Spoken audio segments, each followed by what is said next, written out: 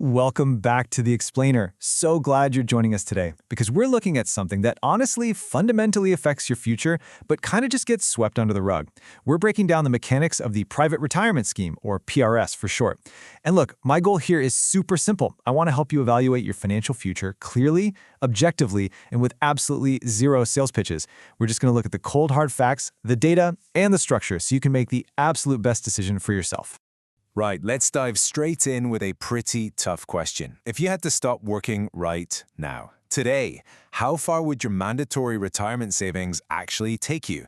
For most Malaysians, the honest and, pretty uncomfortable answer is, it's just not enough. We're looking at a reality where most people exhaust their baseline retirement savings incredibly fast. That gap, the space between what you actually have and what you literally need to survive, well, that is exactly what we're tackling today. Here's the game plan for today's explainer. 1. The retirement gap. 2. The PRS solution. 3. The tax advantage. 4. Do you need it? 5. Risks to watch. And 6. How to get started. Starting off with Section 1, the retirement gap, the hidden shortfall. So studies have repeatedly shown that a huge chunk of EPF members actually run out of money within just a few years of retiring. That exposes a massive, glaring gap in traditional retirement planning. The crucial point here is that relying strictly on the mandatory system, it leaves a lot of us completely exposed. Think about modern longevity for a second. We're living longer, healthcare costs are through the roof, and inflation is just silently eating away at our purchasing power every single day. This harsh reality is exactly what set the stage for why additional, supplementary structures even had to be created in the first place. Moving on to Section 2, the PRS solution, decoding the mechanics. Let's officially introduce the Private Retirement Scheme. This is a voluntary, long-term investment framework that was launched back in 2012 by the Malaysian government, and it's closely regulated by the Securities Commission. I like to think of it like this. EPF is your rigid foundation. It's mandatory, the structure is totally fixed, it's your base layer. PRS, on the other hand, is that flexible, voluntary extra layer that you get to build right on top of that foundation. You choose if you want to contribute, how much you want to put in, and exactly when. Now, you might be sitting there wondering, wait, if there are multiple providers, doesn't this get super messy? Well, enter the Private Pension Administrator, or the PPA. This is the central administrator that oversees the entire ecosystem. And the beauty of this whole setup is that even if you use different approved providers, like say you have one fund with Public Mutual and another over at CIMB Principal, the PPA acts as your central hub. You get one unified view to keep all your retirement layers totally organized, which honestly makes tracking things incredibly straightforward.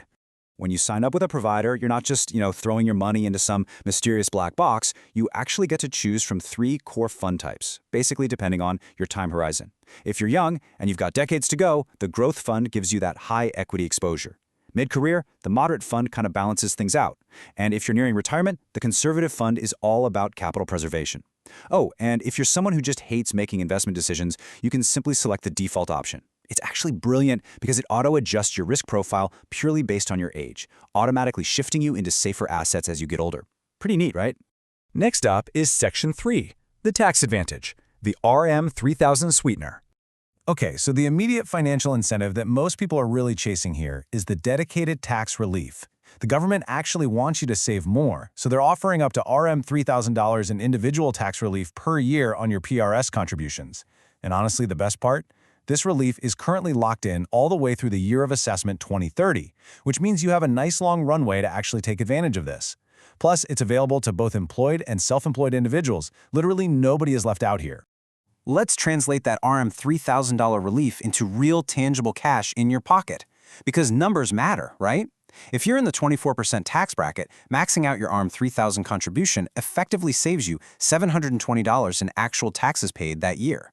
And hey, even if you're in a lower 19% bracket, that's still $570 saved. It is essentially free money, guys, because you're building your own future wealth while simultaneously shrinking your current tax bill. It's a win-win. Moving right along to Section 4. Do you need it? Evaluating the fit. Moving past all the mechanics, let's evaluate who actually benefits from locking their money away in this specific scheme. If you're self-employed or a business owner and you don't have those employer EPF contributions, this is a massive, massive tool for you. It's also absolutely perfect for employees who have done the math and realized, uh-oh, I have an EPF shortfall, or for high earners who've already totally maxed out their lifestyle and insurance tax reliefs. But honestly, more than anything, PRS serves as a highly disciplined, untouched bucket for your future. It's purposely kept separate from your daily banking app so you just aren't tempted to touch it.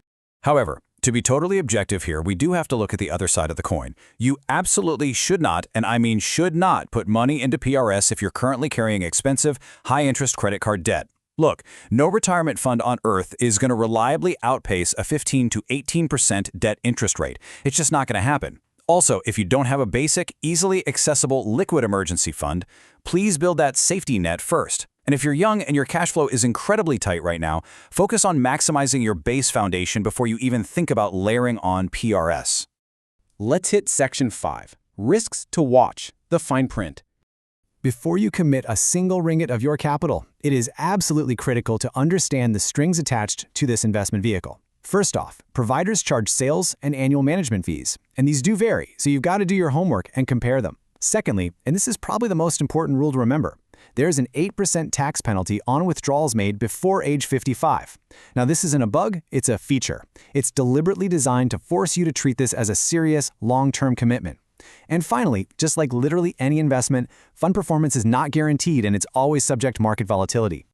All right, our final section, Section 6, How to Get Started, Execution Steps. So if you've done the math, assessed your debts, and decided that this actually fits your current financial stage, here is exactly how you execute the setup. It's just 5 simple steps. Decide on an approved provider, choose your fund type, make that very first contribution online, and then automate it. Seriously, automating just $100 to $250 a month is going to compound massively over a working life of 20 to 30 years. Oh, and finally, don't forget to keep those statements handy so you can easily claim your tax relief when tax season rolls around. I want to leave you with this provocative thought today. When you sit down right now and project your current savings forward, what is your personal retirement gap? Seriously, don't let this be a blind spot in your life. I highly encourage you to sit down with your own finances, do the math, and really take control of your future. If you found this explainer valuable and you want to dive deeper into structuring your wealth, make sure to check out the description for more info and explore the resources we've linked below. Keep learning, keep planning, and I'll see you in the next explainer.